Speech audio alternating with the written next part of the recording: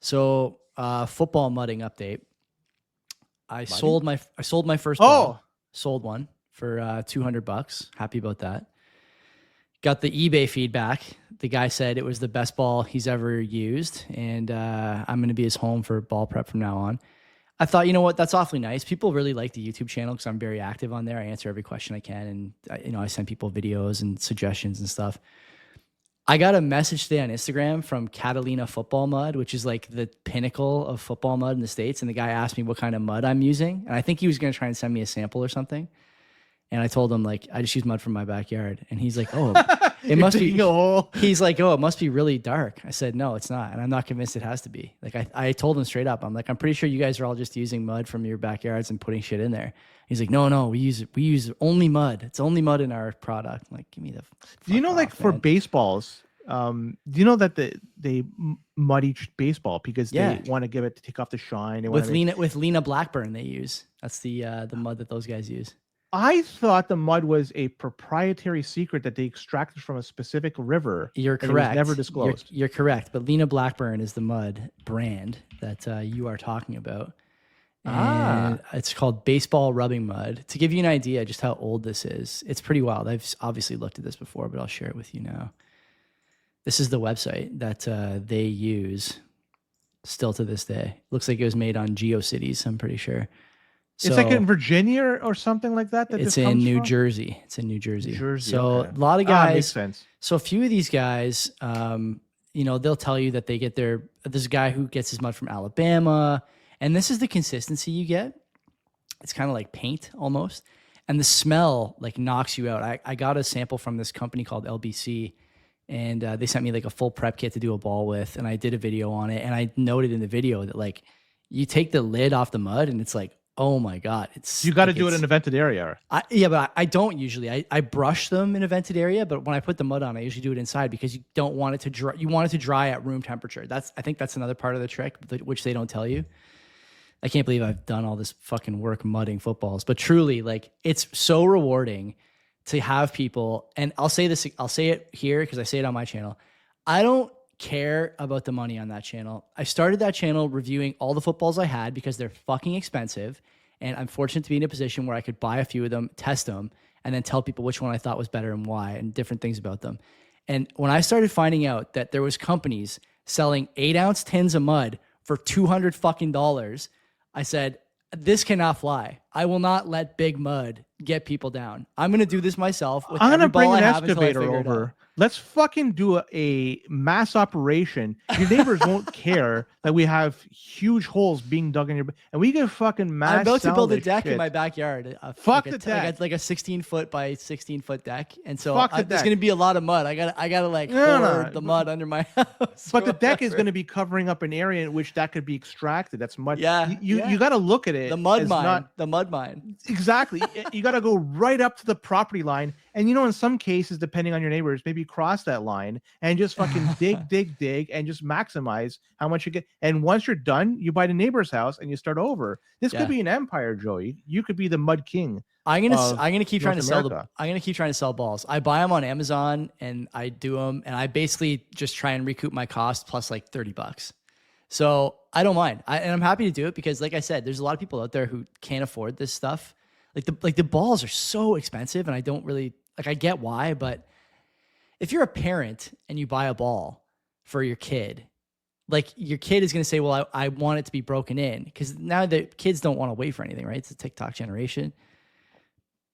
It's funny, there's money to be made everywhere. And if I can make a little bit while helping people out, I'm happy to do it. So wait, allegedly make money somewhere. I'm not saying you are, and you're not saying you are. I have an eBay account. It's too late for me now. So yeah, there you go. Okay, well, this is up to you to decide how you have to do this. You could have used other anyway. Canadian election. Let's talk about that. Yeah, right? should we? Okay. I know it was 7 days ago. We had our special last week. It was crazy, and the results are the results. Yeah. Like, the proof is the proof, right? As a wise man once said. Polyev. Like, I could have swore. Never mind. I thought he was going to form government. I was off on that, but I could have swore, like, once he lost, he would have stepped down just like every other leader that lost. He's making Oh, videos. When you get knocked down, you got to get back up. It's all bad news, buddy. It's all bad news for the Conservatives. You might not I even win think that riding. Did you see that there's already a push to put tons of people on the ballot in this rural Alberta riding that he's running in a by-election? yes. Unreal. Like he's done. He's done. So yeah, somebody says I needed to vote harder, buddy. I couldn't have voted any harder than I did right now. I voted for everybody and nobody. So everybody got my vote and nobody got my vote. So leave it at that. See if you could read between the lines. Well, you already said you spoil your ballot. You know what? I didn't even fucking do that. I wanted to. And I Oh. didn't do that. Mm. I didn't even go. I'm just at this point, Joey, in my life, it's just I'm going through the motions, and that's what it is. That's all it really is. And just going through the motions, and whatever fucking happens. I feel I have no part to play. I'm like a participant in this, just watching things happen, and that's fine. And it's too bad. But with the election, though, Polyev, I can't believe he's going to run again. And I think this is a reflection of the fact that there's nobody left in the party to run. Like, if by chance he were to leave, who would be the next heir apparent? They Would it be can't. Penny. I don't know. They can't run Lanceman because she's Jewish. I was going to say she's an option, but she can't because people in the party and in Canada don't seem to be interested in having anyone Jewish. It's like, there's like a Hamas wing of the Liberal Party, I guess. I don't know exactly what the story is there, but I've heard people in the know talk about this. It's not right, but it is what it is. Like, that's the climate. And then I don't know, like Rempel Garner, maybe. Like, does she want to run? Like, who do you put there? She'd be an interim leader, I think. I don't think she's. Who would you put in there? Who would you put in there? So again, the one Balsillie is the guy. I'm telling you, he is the guy. Balsillie is one. Kevin O'Leary. O'Leary also tried running as well. So like having him, maybe a Mulrooney, somebody with the last name Mulrooney. Ben doesn't want it. His mom doesn't want it. So Jason Kenney. I wouldn't mind seeing. Yeah, that's a good one. Long shot Doug Ford. Ugh. Other than that, did Pierre dirty? Do you want to talk about that Ford strategy leading up to the election there? Seems like he wanted to get an underground 401 tunnel out of the whole deal, right? The commentary about Polyev in the weeks leading up to the election. Now he's pining for a tunnel. How could you build a fucking tunnel? Ask Elon, man. He did it, No, you're familiar with the Big Dig in Boston? No. So they had I could be wrong, but it was a highway that went through the city. They decided, you know what? Instead of having it above ground, let's put it below ground. It could create beautiful landscape and shit like that. So they did this. It was countless years. It went way over budget. It flooded. It did all this shit. People fucking died because ambulances were delayed. It was just fucking pathetic. And that was a small section that they did, and it cost billions and billions of dollars a couple of decades ago. Now you're talking about doing it now in 2025, or at least planning it now with Canadian dollars at that, and for a longer stretch. I don't know how they could do this and maintain some sort of fiscal responsibility. I don't think it's a possibility. If they want to tax people, why do they do this? Yeah, okay. Then I can understand that. If they want to say, let's increase taxes, whatever, or just burr it, they'll just borrow Ontario bond.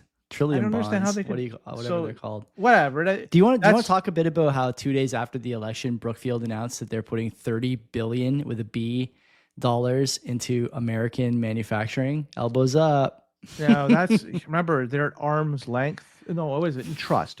Yeah. Do you think they made that decision before the campaign when the tariffs started, or you think they made it in the week before the election? Like, how long does it take a multinational corporation to allocate $30 billion? Does it take 2 days, 2 months, 6 months, a quarter? I don't have a clue. No one knows, but I would only suggest that the timing is a bit suspicious, is all. Do you think now there's going to be any real change over the next few years with Mark Carney at the helm versus No. So you think that's going to be basically the same thing? Well, okay, we should talk about this. Doomberg is one of these. It's funny, yeah. So Priestess just said the same thing. The Doomberg Money Talks interview has my testes tingling a little bit. I'll tell you why. Rub some mud on it. Yeah, I should rub some mud. I should get my second wife to rub some mud on it. The thing that I would say about the Doomberg interview on Looney Hour and on Money Talks, he did the same skit, shtick. I don't want to say skit. He's too smart for that word. And I will tell you that a couple of smart macro people messaged me after the Looney Hour episode.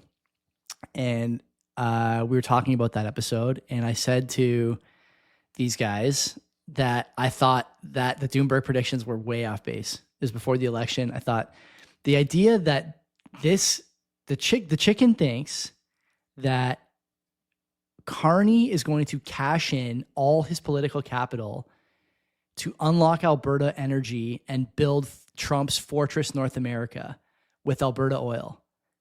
And he's going to say to people, it's either this or Trump beats us. We have to win, and this is how we win.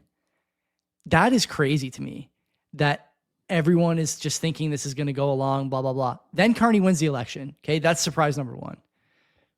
Surprise number two is a day later, Danielle Smith, who Doomberg says is winning a Best Actress award in a dramatic series, goes on TV and says that she is easing the requirements for secession for Albertans to have their referendum on leaving Canada.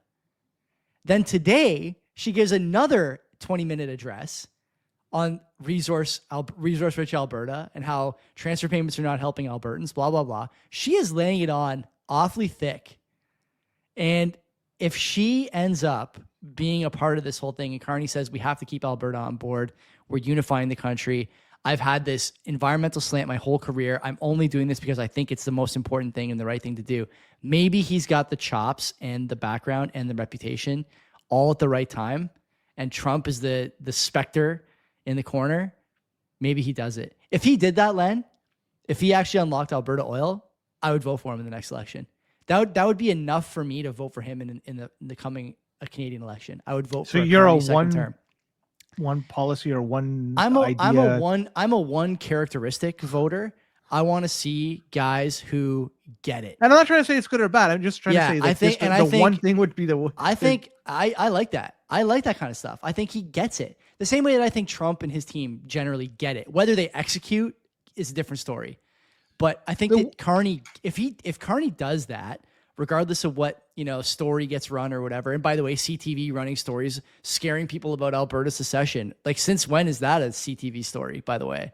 Well, all this talk about net zero, his wife's involvement, Mark Carney's involvement with the UN and greenhouse gas and all this. Like, could you see him doing an about face and doing this? Well, this is for the the good of Canada, though. The thesis is that he is going to do it because it makes the most sense for him professionally as well, like in his sort of, trust assets, and that he knows Trump. He's worked with Trump before, and Trump wants this, and everyone is just playing their part, and off we go. And Doomberg, is talking about stuff like, the power brokers in Canada have decided that this needs to happen, and so they put the pieces in place to make it happen. That's possibly also true. I don't know who those power players would be, to be frank. But if they do it, Len, that's huge. I mean, you're talking about a ton of jobs, cheap energy, like prosperity in Alberta and across the country. If Alberta goes all in on oil and gas, like the amount of money flowing into the country and coming from the sale of those resources will be unbelievable. It'll be like we've never seen in our lifetimes. Well, we've had not to say that we were extracting it to the same degree what you're laying out there, but we've had what was it, oil at like $140 twice in the past 18 years. What, like 2008 for a barrel domestically or in the United States? Like, in what currency? 140 Canadian a barrel? Was 140? Wasn't it that high? 140 is a lot for. So I'm pretty sure it happened in 2008 and in 2014 that the oil went up and it spiked huge, the price per barrel, and that's when a lot of people started moving to Alberta because there was jobs aplenty. If I go back to 20, what year did you say? Sorry, give me the 2014 and 2008. We've had two spikes. I don't have 14. I have 15. Got up to 61. I can't go back further than that on trading economics. If someone can pull that up for me in the chat, I would greatly appreciate it. I'd be curious. It touched the highest I can see on the chart My for the bad. last. So I was off by 20, 120. Okay, yeah, And I see 120 in 2022 or 115 in 2022. Oh, go So- back. You're 7 years too. Yeah, I can't go back any further. So I wish I anyways, could, but yeah. At that time. Oh no, as here it is well, here. Okay, hold on. Let's talk about this data here. So June 2008, you're right, 140 US a barrel. And then And that was keep in mind that was $2008. yeah. Right? That's in perspective. So go on. And then the next spike to 114 in 2011. You said 2014 was your other guess? Thought it was 2014. That's Because lower. The 2011 date is just a significant jump, and it's a fast jump too. Yeah. what happened at those 2 times when oil spiked, the Canadian dollar also surpassed parity. We went to like 105, 110 each of those 2 years, and people were buying. That's big. I remember like in the 08 one, for instance, I was looking for a motorcycle at the time, and a lot of people were going to the States to buy them because they were far cheaper to do that and import it than to buy it domestically here. And even cars, people were doing that here. In fact, somebody I knew purchased a car in the States. You know him too, but I won't mention his name. That's what happened. I don't know if the same thing is going to happen now, as if the Canadian dollar, it's decoupled, the word of the day, from Canadian or oil in general. But maybe if oil goes up, maybe the Canadian dollar is also going to notice a little bit of a bump as well. We'll see what happens. But federally, though, we didn't have a surplus. 2008 was because of the great financial crisis. Right. But at least 2014-ish, we were in a recession at that time. Right? Federally, we were in a recession. That's what helped bring in Trudeau to be elected. Right. So what I'm trying to get at is we were extracting oil, and it was very expensive, and Alberta was making money hand over fist. But federally, we weren't doing all that well. So what's good for Alberta may not be good for the nation as a whole. May not. I'm not saying it is, but just at least those 2 instances, it didn't.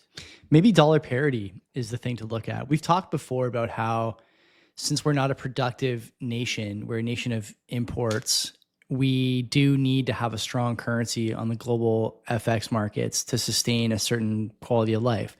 So for the boomers, for example, do you want their pension dollars to be worth as much as they can be on the global market against the US dollar specifically? And so maybe that parity is what is driving this. I honestly don't know. And part of me is excited about it because I've called Mark Carney shrewd, and I think he is shrewd. And if his intentions are aligned with mine, great. Like if that's what he wants to do, great. It's like anybody else. Yeah. Anybody else would be in that same position. If the person that's there, that's in charge, is has the same ideas you have, wonderful. But it can execute. Like Poilievre has the same idea as I have. I'm not confident. I've said this before. Like I don't think he's a good politician. I'm not sure he could execute it in the same way Carney could. I can't believe I'm saying this. This is like very positive Carney talk. But yeah, I mean, look, I think it's possible. I think it's possible he ends up being a PM that I like. I think we've established, though, that probably the same outcome is going to be regardless who's there.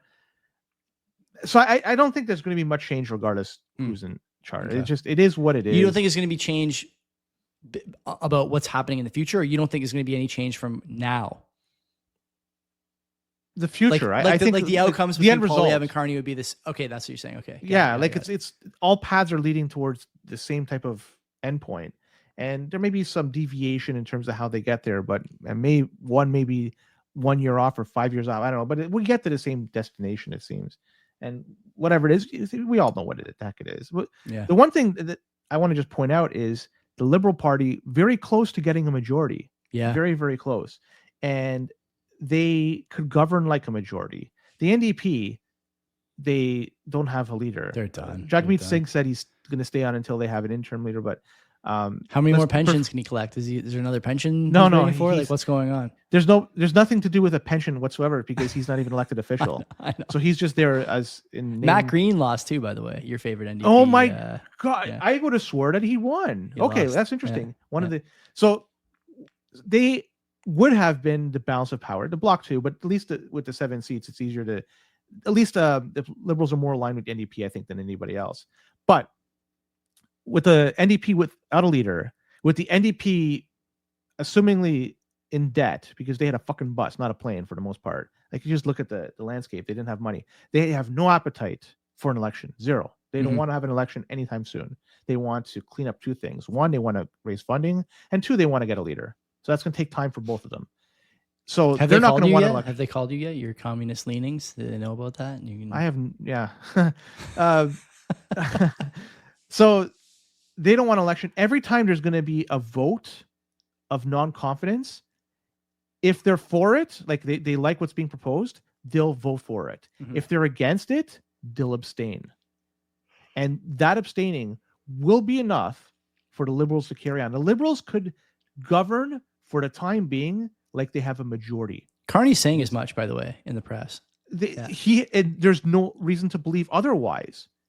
The way it's set up, I see no path for this government to fall. I agree. I was going to ask you when you think the next election is going to be, because people are saying, 12, 18 months. I don't think that at all. I think you're looking at a fucking 4-year government, honestly. No, it's when these two things happen is when the NDP get a leader and get enough money. Once they solve these two problems, whenever that is, it could be a year, it could be 4, but I just don't know the date. That's a time when we're on borrowed time for this government. Then there could be an election anytime moving forward. Sure. I see people in the chat preach this. No way. I think she's talking about the 4-year government. Carney, like decisive with the media over the last few days, when asked about coalitions and official kind of partnerships. He's saying like, look, I'm not going to get into an agreement with any of these parties. I expect them to do what's best for the country. Like that's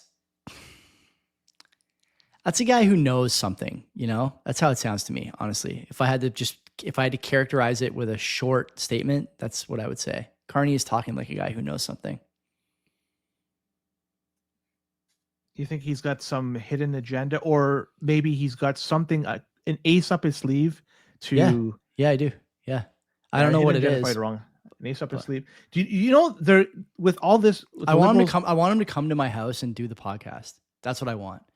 While he's the prime minister, I want him to come to my house and do the show. I may like actually go full autism and focus on that for as long as it takes to have it happen. So that with the Liberals now winning again, there's two things that they're going to be able to do, and one is going to be the Supreme Court stuff. Yeah. And second is Senate. Then I'm going to just talk about really quick about each of the two, but I'm just going to deviate really quick. The one thing Donald Trump did before he left his last term is he appointed judges to the Supreme Court that favored it towards one side. That's going to be his legacy for a very long time. The Roe v. Wade stuff, remember that as a result of this is all because of his appointments to the Supreme Court. And as they continue to stack it in that direction, that's going to make headways the way the country is going to be governed, at least, legislation is going to be dealt with. But Canada, do you know we have 108 senators? I think that's the number. 100, sorry, something like that, 110, whatever the fuck it is. Almost all senators have been appointed by the Liberals. 97 of the 110 senators have been appointed by the Liberals. After this year, after we finish the end of 2025, because we have 3 that are going to be coming up, 3 or 4, we're going to be at 99 to 100 senators that are going to be Liberal. So basically 90% of the Senate is going to be Liberals. And it's going to be continually moving forward. The second, the Supreme Court of Canada, the 6 of them, of the 9, have been appointed under Justin Trudeau. Yeah. So I'm not sure when the other 3, when they're going to retire, but if it's going to be under Mark Carney's tenure, you have a potential of having all the current judges in the Supreme Court of Canada that are appointed by the Liberal Party. They're thinking about that for sure. There's no doubt about it. And this is, again, just like what's happening in the United States when they appointed people to their Supreme Court. This could have a huge implication on how things are going to be done over here. And this is decades long. This is not like, this is fucking. What is the term? Is it till 75? For senator, it's 70 or 75. Okay. I don't know what it is for Supreme Court, but I think you could give him a carrot to leave early, just like you can in the Senate. Right. Brazo, by the way, was appointed in his 30s. Wow. And if you look at the list of when somebody's going to retire, he's the last to retire, even of the current block. And he's been crazy. Appointed from 2 prime ministers ago. He can leave Senate and go run for Pope. That's the only other job that'll take him when he's done. So the guy that the Polyev asked, or they finagled something for that guy to step down, and so he could run in that riding. Now, I was talking to somebody today. What would you offer that guy that decided to arbitrarily step down? He's a young guy. The first thing that came to mind is a cushy position, cabinet, like maybe cabinet spot. Yeah. No, he wouldn't Chief be of staff. What? Chief of staff. The first 2 things is Senate. Mm-hmm. Right, they give him a Senate position. Or the second was, and this one is shut down and makes sense. I thought maybe make him high commissioner to some fucking great hotspot like Kingston, Jamaica, or something. No wars over there, good weather, right? Like it's a phenomenal place to go, right? Like something like that. Yeah. But he's in his 30s. He probably doesn't want that. So maybe move him somewhere where he can have a second wife, right? That's the trend. Quebec, right take him to Quebec. BTC Priest has replied to the tweet saying that this has been popular other places. It's legal in Ontario, BC, Quebec. And then I need to research it. The only thing stopping me from getting a second wife is that my wife is stuck in normie thinking. I didn't realize that was all it was. Lay some groundwork here because sure. We'll do this story and then we'll check out. So in Quebec, the Quebec Superior Court on just this past Friday ruled that limiting the legal affiliation of children to 1 or 2 parents is unconstitutional. So the first constitutes a throuple. That's one of the people that were challenging this. The second was involved a lesbian couple and a male donor who wished to have the child as be part of the father part of the child's life as a father figure. And the third was a woman living with infertility who allowed her husband to have a child with a friend who asked her to remain on as a mother. So those are the 3 that fought this and won. So now you have this in Quebec, where at least the media is portraying it as thruples able to get some existing benefits. I don't know how I feel about all this. I really don't.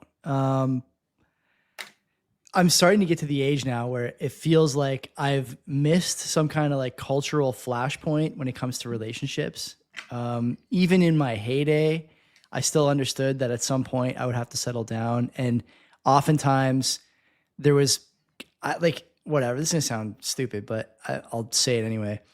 The only conflicts I ever found myself in were when one of my partners found out about another one.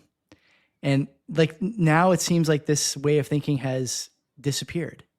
I did a quick look on Twitter for some of the terms that I saw. One of them from the priestess here, polynemy or something like that. I forget. There's a G in there somewhere. Moves in silence like lasagna. And it seems like there's a lot of support for this. And I will note that if I look at like the social, the sort of public facing side of multi-partner relationships, oftentimes I'm not impressed with the way people look, act, sound, et cetera, et cetera. But maybe there's like another sort of more conservative multi-partner side of things that I just don't know anything about. And, I'm not going to start looking for a second wife, but if you are looking for a second wife, then presumably you may not have as much difficulty as you thought if you are in a quote unquote modern single partner relationship. Who knows? Maybe everyone's reading from the same playbook and just waiting for someone to bring it up over dinner. I can't imagine that it's that easy, but maybe it is. Maybe I'm the one that doesn't get it. Could this be also a way of trying to be supportive of one type of group out there that has multiple partners historically? Would you think of it? I don't want it to really. I'm not saying it. I'm not. I mean, I'm trying. But you know what I mean? I'm tiptoeing, bro. That's And I hardly ever tiptoe on this show, and I'm tiptoeing right now. But you think about it, right? Like it could be one way to just make it. I don't know. I don't know. And you could have up to 4. Could you handle 2 wives? Like, let's say you had like, your wife's blessing. We got to find a second wife. Like, yeah, there'd be some hilariously funny and positive aspects of that, especially for the guy. But like, I honestly don't think I could do it. And I'm not just saying that because, it's putting me in a position where I don't have to, but I just don't I don't understand where you would, assuming that both women want to feel like they're in a committed relationship with you. Maybe it gives them an opportunity to talk when you're done and you go to sleep, right? They can have a discussion with each other, right? Like, so when you're ready to roll over, yeah, I don't know, maybe. There's one thing we didn't discuss, and it was the cuts. Also, I can see in the chat we don't want to get into it. The conversation. It's not that I don't want to get into it. It's like, I don't have anything. I don't have an experience to draw on. Like you mentioned, the only time I did this was not in a situation full of integrity. So yeah, I don't have that to draw on. I have one wife that I've been with the same girl for, I think like 13 years now, something like that. I've been with Kenzie for. So like, it's not like I can't even even my dating memory is kind of foggy at this point. And so when people ask like, do you think you could have a second wife? It's like, but if it's cultural, and so in some cultures it's fucking allowed. Right, so that you may not be encouraged. It's encouraged. Encouraged, right? It's like the longhouse, right? Is that? I think that's. And the way I understand it is historically because the men go out to fight and then they get whacked, and as a result, it's just you tend to have a different the number ratio. of viewers on the show just fucking shut up. Start talking. Well, it's just the ratio between men and women during times of war, they change, and so it just enables. Right, so that's what was explained to me. I don't know if there's any validity or fucking truth to that. I just took that and smiled and nodded, and that's basically it. The one thing we didn't fucking talk about, though, maybe we do, maybe we don't, is the cuts to the foreign workers / international students. I'm not sure if you saw this. They say they're going to be lowering. Well, they're going to be lowering the number to 5% of the population. Only 2 million a year. Great, good. Where it is right now, it's a 7 point something %. So it's really not a huge difference, right? But it's still a step in the right direction. So does this change anything? Those diploma mills are still going to be operating, I would imagine, right? Like a lot of job cuts at some of these universities, though. You notice that some of the post-secondary institutions we've discussed on this program over the last 2 years have seen significant cuts. So I think it's they got to be doing marriage counselor courses, because if they're going to be allowing people to have multiple wives, right, that type of industry is going to fucking boom. I need I don't know. I have to find out more about this. Should I take a secret recording of me pitching it to Ken's? Like, listen, I think it's time to bring on we just had a baby. The dog is completely insane. I spend most of my time doing 3x5 barbell sets, working a 9 to 5, running a podcast, putting mud on footballs in the basement, and you gotta throw it. I don't know. This is fucking hilarious. Yeah. No, like, I don't know. Fight a battle. Fight a different battle. This is not a hill you want to. Like, what do you think? What are you thinking? Maybe PS5 Pro or some. Are you disappointed in this console's generation? I started playing Last of Us last night out of pure boredom, and I might give it a shot. It's a really good game apparently, and there's Did you get the Switch too? About it. No, I didn't get it yet. I mean, did you order or anything? No. Scalpers Unite. I think I got 2 or 3 so far. I'll just come meet you in a parking lot like I did for the PS5. Yeah. For people who are unaware, I was able to secure quite a few of the PS5s, and Joey got one of them. A cost too. I think I gave it to you a cost. Yeah, I think I gave you a little bit more because I refused to take it at cost, but you were going to sell it to me for cost. Yeah, you were. I did a few at cost. I had a number of them, and the ones that I allegedly sold for higher, they were. It was good times. It's like a second job.